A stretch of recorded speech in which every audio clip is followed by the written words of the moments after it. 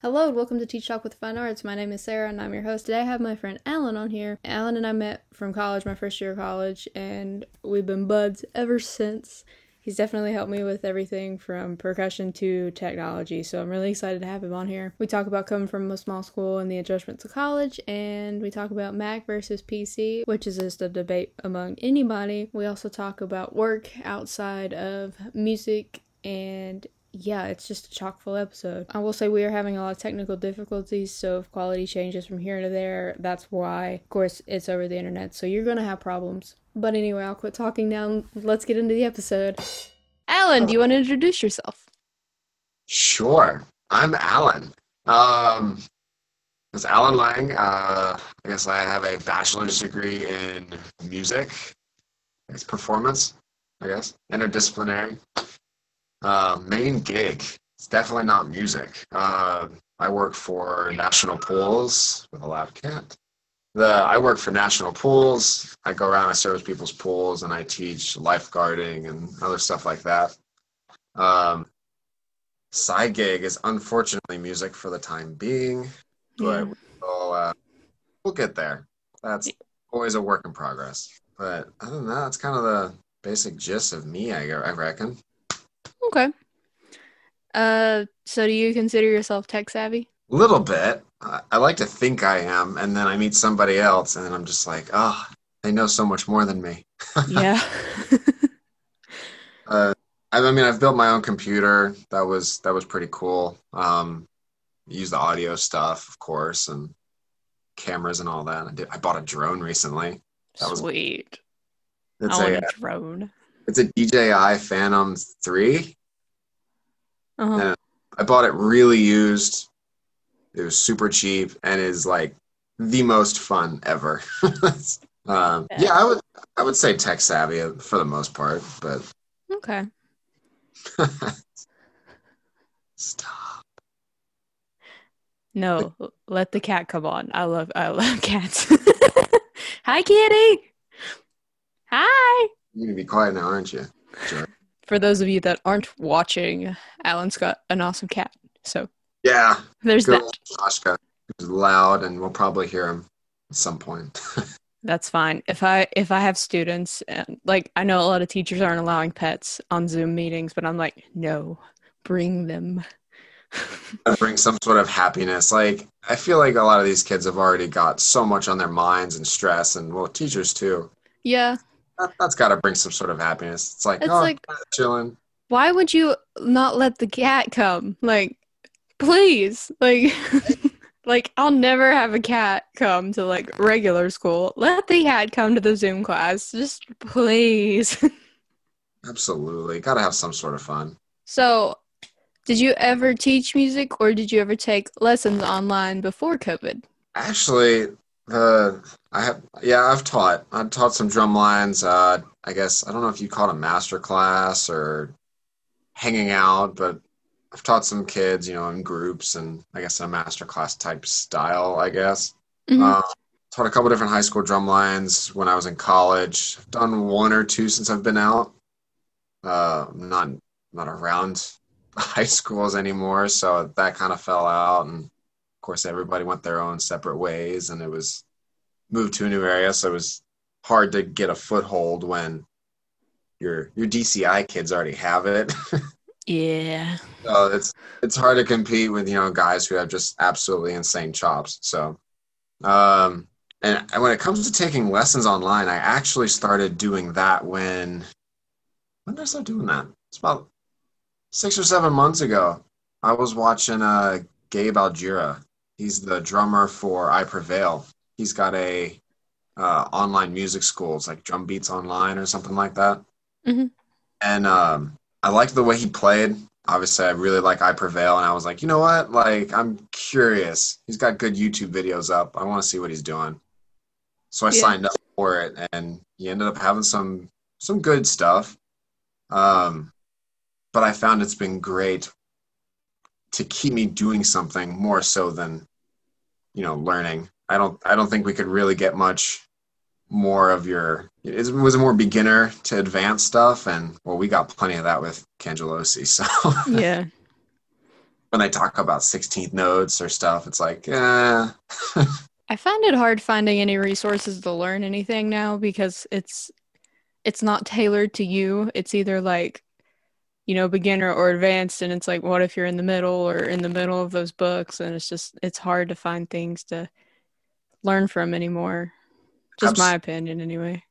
no, I agree. That's absolutely correct. Like it's like that website. It's like I can look at it. I'm watching him teach. Like, oh, well, he's breaking down these fills. It's like, okay, I'll learn the fill real quick. I'll Yeah. run it, for 15, 20 minutes, and I'm like, okay, he's using a paradiddle. Got it.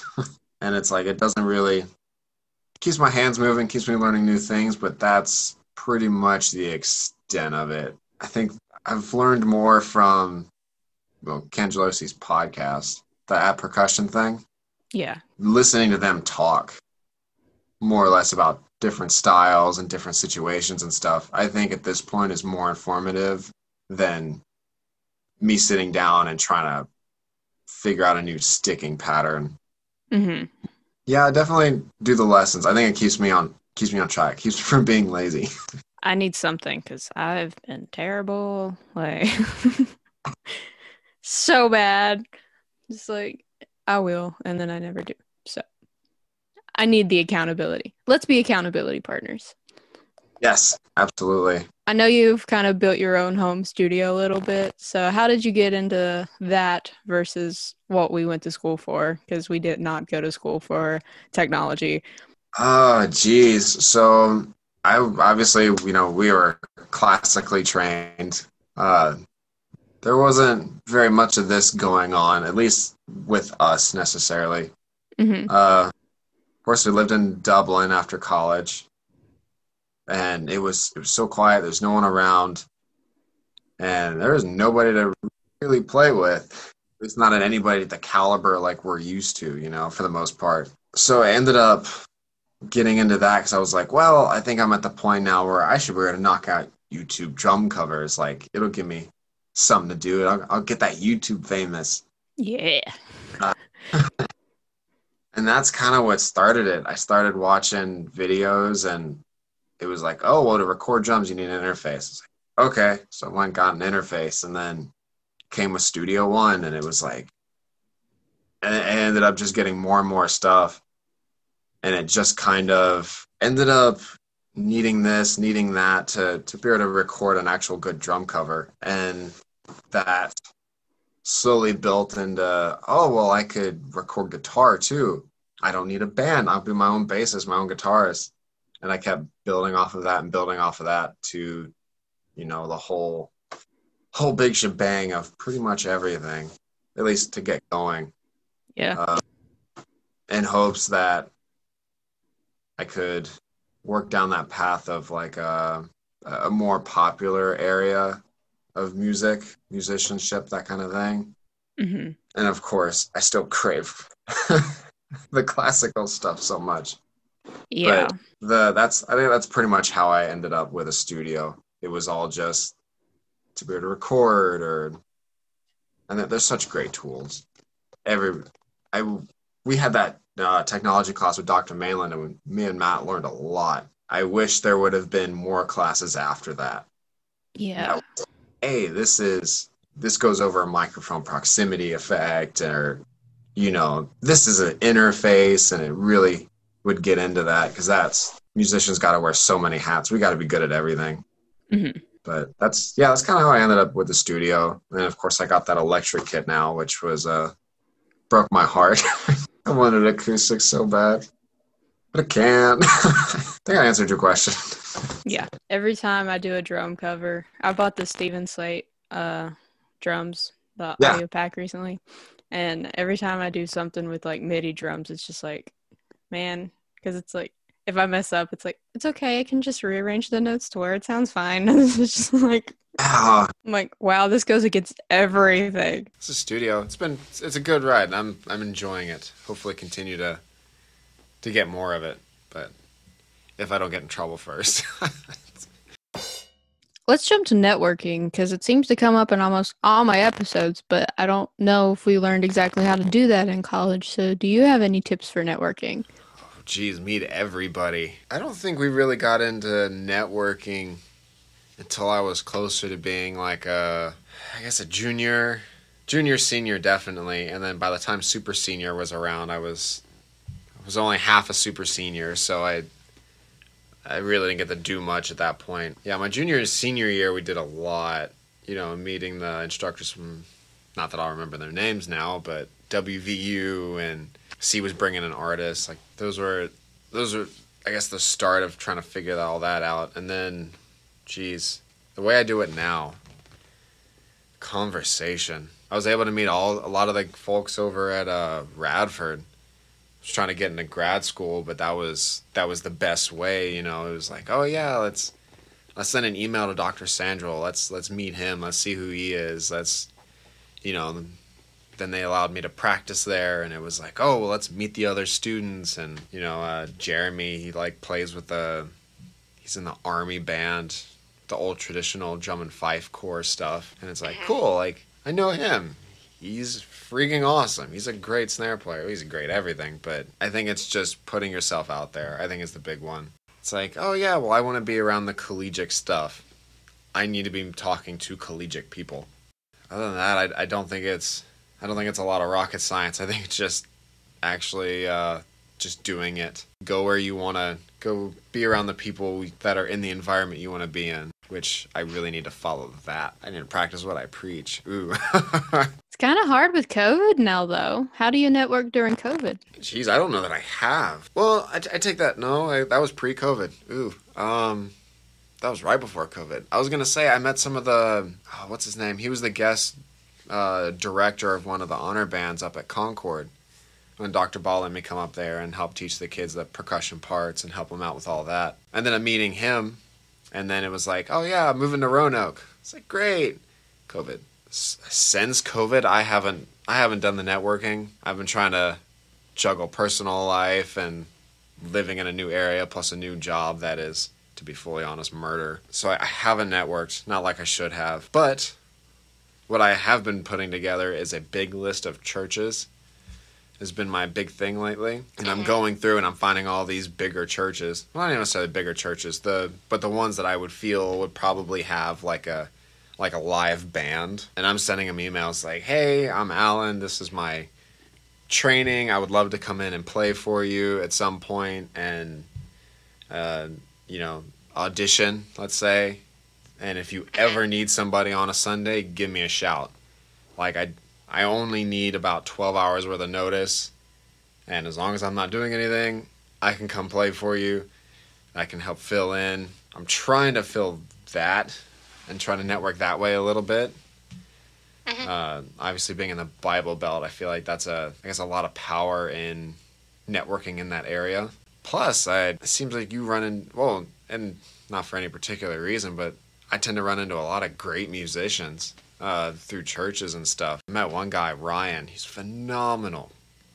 He was great. I wish I could figure out where he went. I know he moved, but that was it. But that's my only networking thing right now, is reaching out now that people are meeting back in places, sending emails. And how are you doing any networking and stuff? This podcast. I think it's been interesting how you see a lot of these artists, they're doing live streams and stuff. And who was it? Is it Steve Vai, I think? He's just been hopping on a platform of some sort. He's just chilling, he plays guitar for an hour, does a live stream, and goes about his day.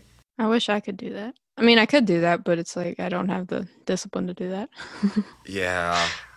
I could set up a guitar and play for an hour, but it's like, what would people think? Which is a horrible mindset. I shouldn't care, but, subconsciously you always do. That'd be cool to do, like, drums. Like, I know there's this guy on Twitch that does, like, a live stream, like, 3 days a week or something about, I don't know about Twitch and the copyright policies on there, but I know on, like, Facebook or YouTube, it's, like, instant, like, blocked. Like, oh, yeah. Demonetized, possible copyright strikes and everything. Yeah. And I'm just like, I don't have the time to go through that and find songs that it'll let me through. So I use, for my freediving channel, I use the Epidemic Sound. Mm-hmm. It's all royalty free.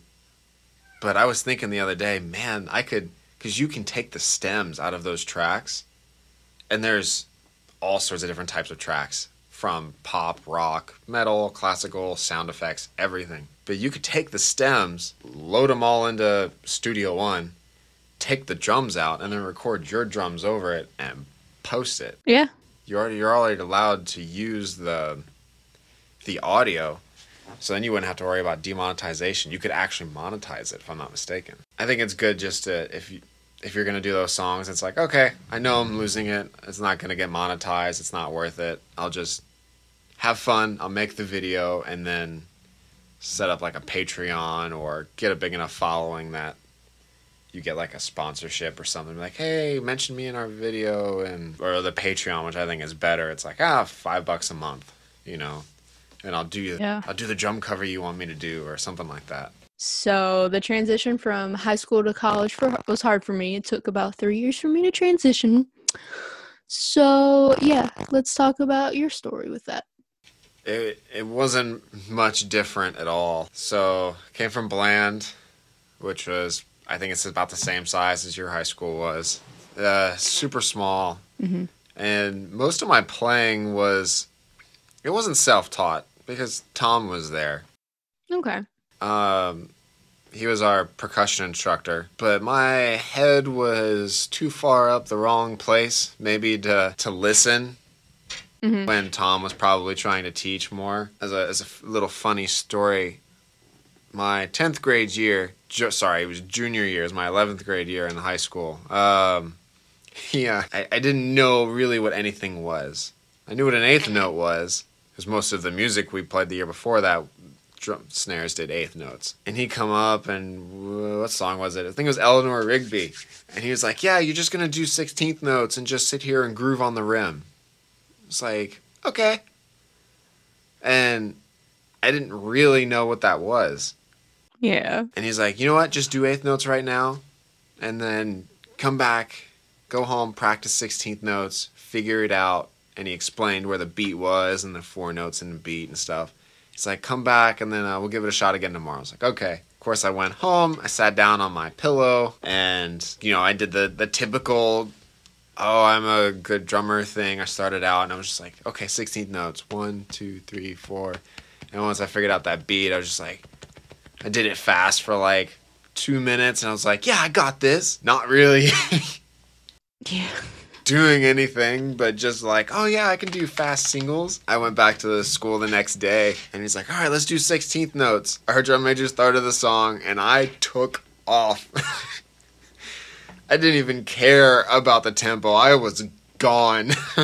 And Tom stopped us and he was like, what are you doing? I was like, 16th notes. He's like, you gotta do it with the drum beat. You can't be like 8th notes, right along the beat and then be like, 16th notes, yeah! I don't know why I remember that so well. It was one of the funniest moments in high school. Why, I don't know.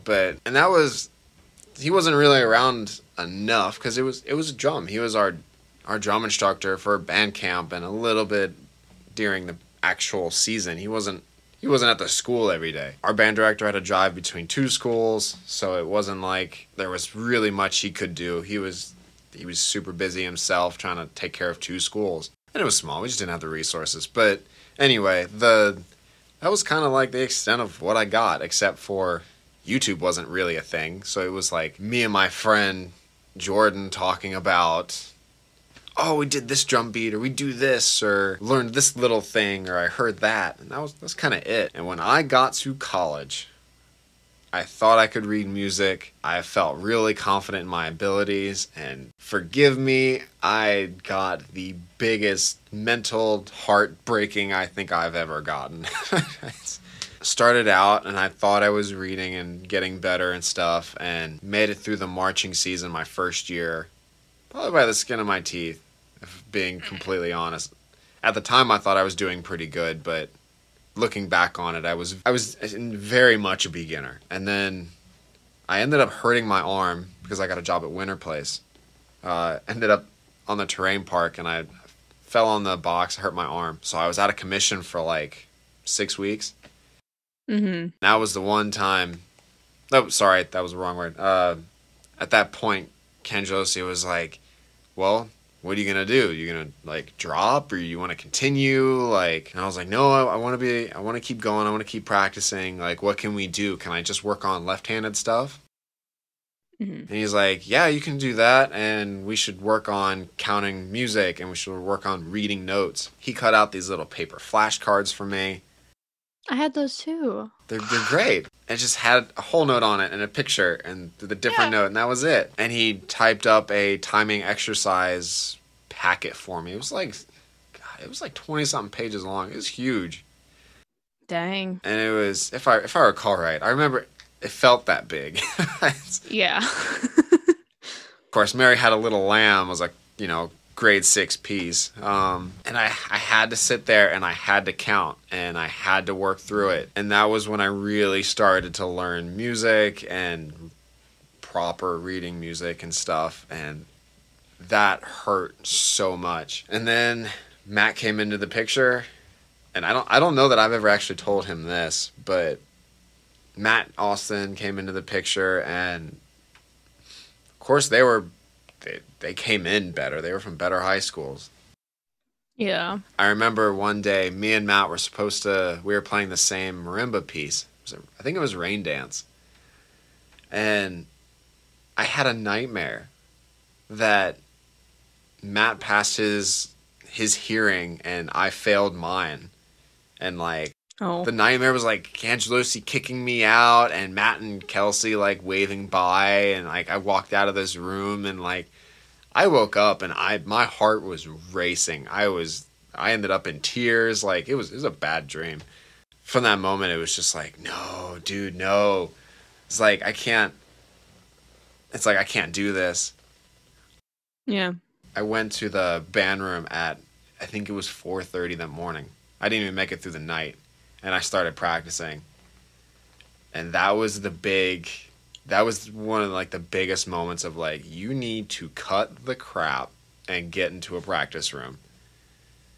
And my heart sank and definitely hurt the ego a lot. And then I made sure to listen and pay attention more and not let my grades be failing all the time. And just pay attention and learn and practice. And honestly, I feel like for people from small schools, that's super common. Maybe not necessarily the nightmare, but those feelings of like, I want to do this, but I can't. Yeah. Because you basically got nothing coming from the small school, and that's a shame. Because there's so many people that are, and you've seen it, and I won't name bands or the location or anything, but anybody from our group watching this knows exactly what I'm talking about. We'll be at a parade when we're at Concord, and in this small town, and it's like their drum line is just like dressed in like jeans and a camo t-shirt with a snare that sounds like it belongs in a trash can, like. Yeah. And it's not their fault. It's not not the school's at all. fault. And it's just like, that stinks. It's like, those kids could be, if they wanted to, could be fantastic. They could have careers in music if they were given that, that chance. I think that's horrible. Which also comes into play of them cutting funding because, COVID and all that. But yeah, it was hard. It took me a long time, and I don't feel like I became a music major and pulled my weight as a music major should until late my sophomore year when I did sophomore year or junior year. Might have been junior. When I did Cricket Sang and Set the Sun and ended up having my recital. I was able to do it like 2 months in. It's when I did that PAS showcase. Mm-hmm. Semester that was. That was the first semester that I was just on my game. And I just couldn't let that go. It had to continue, but it was such a hard transition. It was so hard. Especially when we're watching, me and you both saw it. people from other small schools come in and you see it happening in front of you. Yeah. They're dropping out, and it's like, well, no, like he was a good trombone player, or she was a good vocalist. And it's like, they drop out because they can't handle the basic theory or something like that. Yeah. And it's like they had a serious want to do it. But, of course, there's plenty of other things that go into that, but it is hard. I'd also like to clear up, I feel like I said something in a previous episode that could have been taken the wrong way. Uh-oh. I'm not blaming anyone at in the school system for the education that I received before college. Oh, absolutely. Yeah. It's like no one's fault. It's just how it is because it's a smaller school. Yeah, absolutely. I was so wrapped up in getting a girlfriend. I wanted a girlfriend and a car and to play with my friends. And while being in a band was what was, I guess, getting me the girlfriend, more or less, I wasn't focused on learning technical stuff. Right. And we both know this. Like, if you have a student come up and it's like, oh yeah, I want to be in a band. Okay, what do you want to learn about theory? Do you want to learn about these polyrhythms, anything like that? And it's like, no, just kind of here to have fun. You generally don't want to show too much interest because you have, little Sally over here who's like, she wants to go to, Berkeley or something. It's like, oh, well, I want to help, little Sally out. And I know I had the attitude of like, they probably wouldn't have wanted to help me too much. My ego was definitely too much in the way. But yeah, no, that's no fault to any of them. I mean, Tom taught me a lot. Mm-hmm. With all the attention that I should have given him more attention than what I did. And like that's blatantly my fault. But you don't have the time to offer private lessons, or the money's not there either. And I feel like a lot of times it's just like people are doing it just for fun and they'll never pick up an instrument again after graduation. But it's like if you further it in college, you're not necessarily surrounded by the people with that same mindset. So you don't get the kind of like you were talking about with Matt and Austin. It's like you don't get that push from your other peers. You don't get the push from the peers that you need to better yourself. Yeah, because I mean, with Austin and Matt, it was like, oh yeah, well, I'm learning this. What book was it? Not the Garwood Whaley book. That's the wrong one. The Cerrone book. Mm-hmm. It's like I remember walking in one day and Austin was on like, I don't know, I'll say a number 15, and I had just started it. I was on like the third or fourth one or something, and it was just like, dang, like he's a freshman. Yeah. What the heck? Yeah. And you're right, it pushed me, and it was like, I want to be able to do that. I want to be able to look at that music and understand what's going on. Unless you have that technical push, it's not there. I mean, me and Jordan in high school, we pushed each other, but it was can you play this the fastest? Or I remember we specifically had competitions, or not competitions, but we would see who, it's like, oh yeah, I put 3 bass drum kicks here in this beat. I guess in our words, I did a sextuplet here or a triplet bass lick here. Mm-hmm. Oh, well, I just did a 16th note one. And it's like, oh, well, I got 5 in there. And it's like, we would do that kind of thing. But that was it. It wasn't, oh, hey, can you read this? Let's figure out how to play 5/4. We didn't know that existed. We didn't know that was a thing. Yeah, definitely having that peer push is, I think, very important. As long as you know that it's not it puts you down, but you should fight it. You should absolutely fight it. It's worth it. So you touched on this earlier, but we both have jobs that currently have jobs that don't require a music degree. I've kind of accepted this and do like my own passions on the side, hoping that one day they will turn into a full-time job. Do you have any like thoughts or opinions on that? I'm pretty much in the same spot, except for I probably should mentally let that go. Approach it very much like you are. It's probably unhealthy that I haven't yet, but I go to work and I get off whenever I happen to get off. Luckily, we're kind of in a slump of the season for the next couple weeks before we start closing pools down. So I'm only working about 45-ish hours a week right now, which that extra 5 hours, because we're scheduled 50 every week at the very minimum. Having that little extra, I've been coming home and I've been practicing again, which is great. Yeah. It's been awesome. But I see every waking moment as a chance to get better and do stuff, and I'm praying that eventually I will be able to do something that gets me. I love my job. I absolutely adore my job. My bosses are absolutely fantastic. I've already learned so much more than what I did before on the mechanicals of, pool stuff. But it's like, no, I don't want it. If it meant I had to make $10 an hour working 50, 60 hours a week with music to live, I wouldn't question it. I would quit my job in a heartbeat. That's absolutely it. That's all I want to do. I almost will not accept the fact I can't do music. Oh, yeah. I don't want it to be a side thing.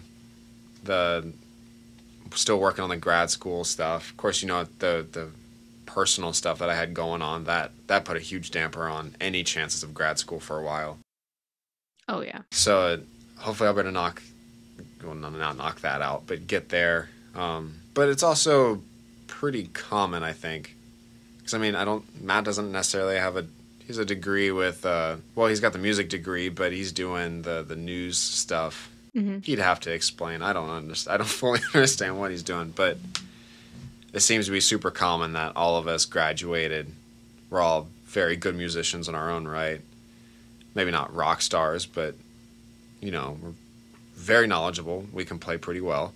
And oh, yeah. It's like, no, we go to our day jobs and we burn out on the weekends trying to get a YouTube video or try to make $5 so we can buy a new SD card so we can shoot longer videos, or an ND filter or mic or whatever.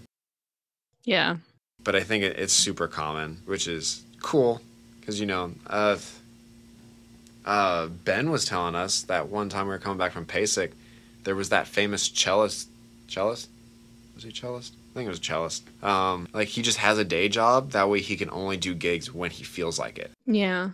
And if somebody wants to do that, I think that's great. Mm-hmm. Personally, don't want it. I like the music stuff. I'm okay being swamped and stressed out because I haven't learned that piece in a week like I should. And I love that. Because I guess the question was advice, right? Just kind of general feelings and advice. In general, I hate it. In a real world sense, you got to do what you got to do. If it means grinding a 50-hour work week and then practicing for 10 because that's all you got, then you got to do it. But it's also normal. Everybody's got to go through it. Not many people get to graduate college and then have a music job lined up. There's usually some sort of lapse, or or it's not the job they want. Let's say it's you're teaching at high school A, and it's like, no, I wanted high school B. So you're constantly working towards that next thing. So I think it happens, but we'll get there. You gotta do what you gotta do. So I kind of added this a few minutes ago because you mentioned building your PC, and I'm a Mac user.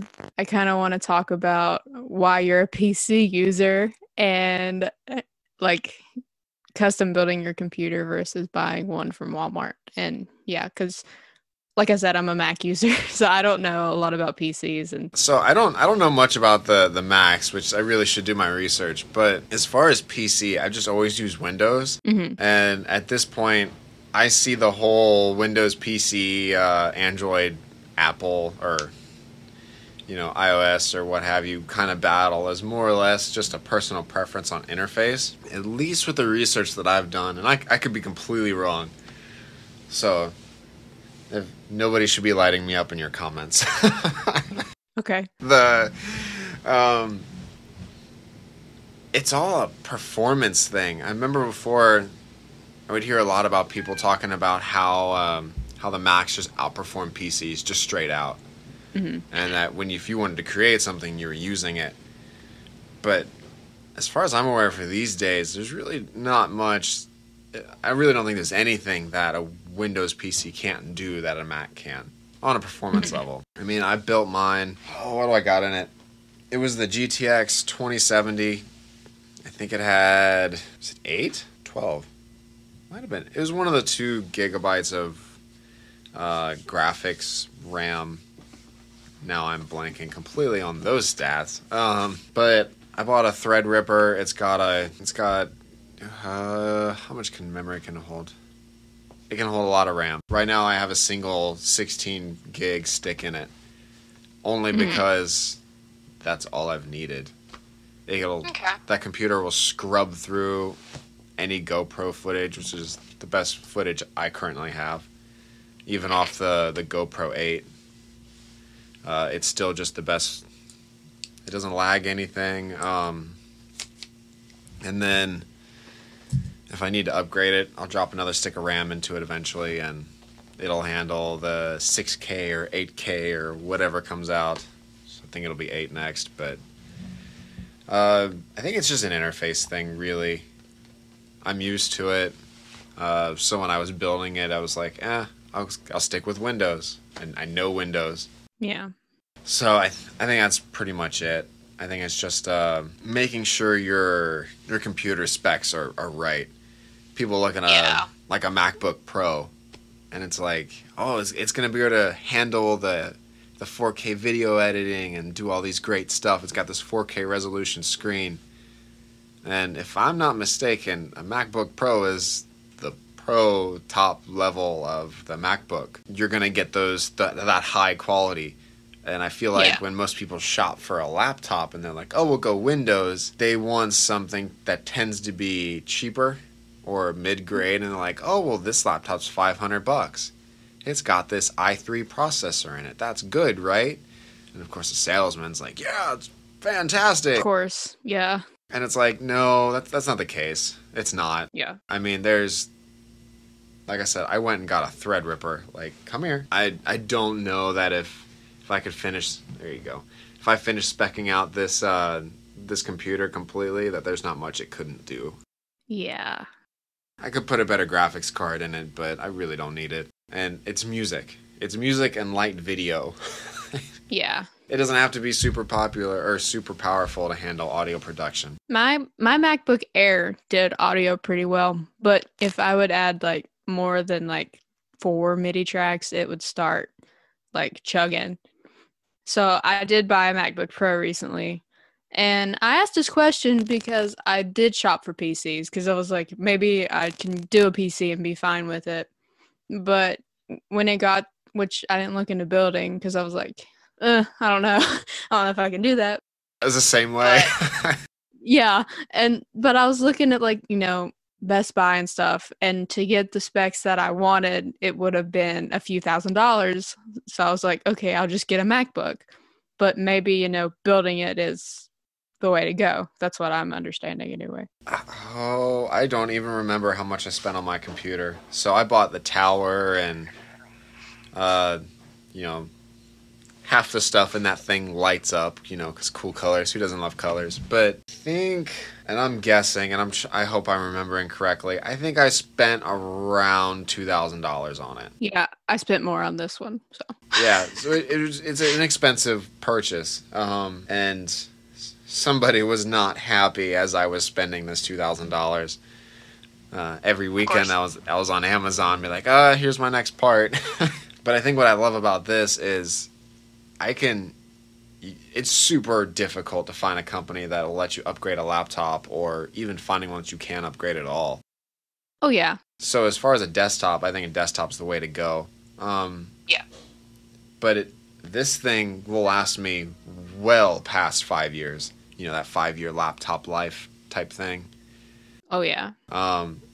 If this thing starts to bug out, I'll drop more RAM in it. She'll perk right up, or I can upgrade the graphics card, or I can do anything like that. Yeah.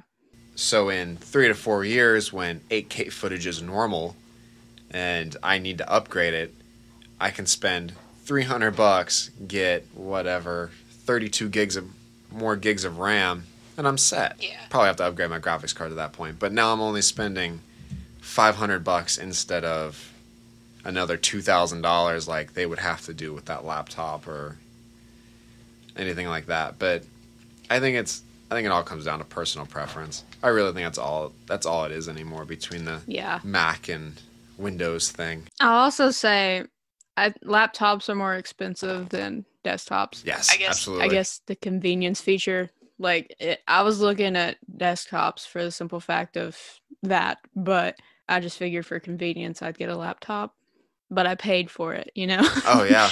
No, I want to buy a Surface Pro. When I was doing Godspell, the pianist he put his music on his Surface Pro, and he had a Bluetooth foot switch that was hooked to be a page turner in this app and stuff. It was great. And I was just like, it's small, it's big enough to cover and see the sheet music properly, which is great. It's not like tiny. And I was just like, yep, I need that. Oh, I'm building a computer. I need both. I bought a refurbished iPad Pro about a year ago, probably. And it's the 2017 model, but it is all I need. Oh, yeah. That stuff you can kind of get the refurbished and it'll be fine. But the MacBook Pro, I was like, no, I'm investing, you know? Yeah, so. If you're already spending, and I don't know how much it was, but if you're already spending $1,500, it's like, you might as well spend the extra $3 and get the new one.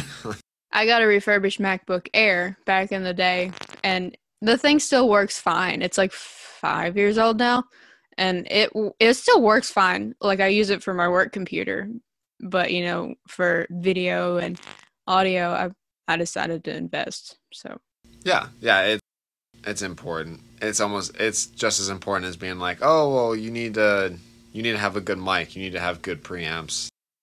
Yeah, good sounding instrument, you can have all that expensive gear, and it's like, oh, you're going to record a $100 guitar. Yeah. Probably aren't going to get the best what you want. But, yeah, it's totally worth the investment. It's good to go and just spend the money every now and then. I got a pretty good education discount, too. Apple's got a pretty nice education discount, so... Oh, see, Amazon didn't have that. Yeah. I got, Final Cut, Logic, a compressor, main stage, and I think a color grading thing that I haven't used it yet, but it was all a bundle of $200, I think, and Final Cut is $300 by itself. So I save money in the long run. So a Final Cut, is it a buy it and one time kind of thing? Yes. Okay. So I know with Adobe, it's the monthly subscription, but I think they have it to where you can buy just one program now, if I'm not mistaken. Really? Was it Adobe? No, it was Studio One. You can pay for a monthly thing now, I think. Really? It's one of the two, and now I'm just going to sit here and look like an idiot. It was one of the two. That's why I like Final Cut, because of the one-time thing. It's you buy it and you have it. That's what I liked about Studio One. It was you bought it, it was yours. Yeah. I know, Matt has Pro Tools, and it's a monthly subscription thing, and he's like, yeah, but you get the updates, and you just update it. It's fine. And I got to admit, I do like that about Adobe. I think Adobe's expensive considering I use Premiere and After Effects. Yeah. Illustrator and Photoshop or Lightroom if I'm bored, but... There's an education discount for those too. I get the entire suite for $20 a month. Yeah, I did have the educational discount, and then that ran out when... I think it was a couple years ago. And they're like, "Oh yeah, well submit your school email." It's I don't have a school email. I can't pull that anymore. Yeah. It's expensive though. It really is. Yeah, I think it's what is it for mine? It's $29 a month. It's not super bad. Oh, okay. Considering it's only $30, it's okay, work an extra couple hours a week. I was thinking it was 60. There might be a version that's probably more expensive. Okay. I haven't checked the prices in a long time. I just ignore it. It's No, that's not an automatic payment. I don't see that. No. It leaves the account. I pay a separate. I have a charge a card, and then I pay it towards my American Express, and then I pay the card off, and I just look at the Yeah. number on the American Express, not what's on it. It's just not smart. I don't recommend it, but that way I can blow it off and be like, oh yeah, well no, it's an investment. That way I can make my freediving videos and my music videos, and it's a work thing. I get you. Yeah. That's how I make myself sleep at night. Do you have any final thoughts? Not really. I need to hang out with you guys more. I miss seeing everybody. I do hate this COVID stuff though. With all the where they're talking about like still playing like particular league professional athletes and stuff. And it's like, oh yeah, well music's getting cut. It's like, dude, music's already cut. Like, you're gonna have to give these kids something. Which I think they're letting them play now in West Virginia. It's just like they're under guidelines, so that's good. Yeah, it sucks. It sucks with all the COVID stuff, and it's good to know that they're letting them march. I know Austin was posting a lot of that stuff, and it was like, oh yeah, you can march. No, you can't. It's ridiculous. If they're letting kids play football, I'm sorry. Yeah. You can let them play their freaking trumpet. Like, that's ridiculous. Of course. It's like, oh, they're projecting air, and I was like, yeah, but we're usually, feet apart anyway, as compared to somebody tackling you and literally probably spitting or breathing on your face. Yeah, that was backed off of real quick, I think, after.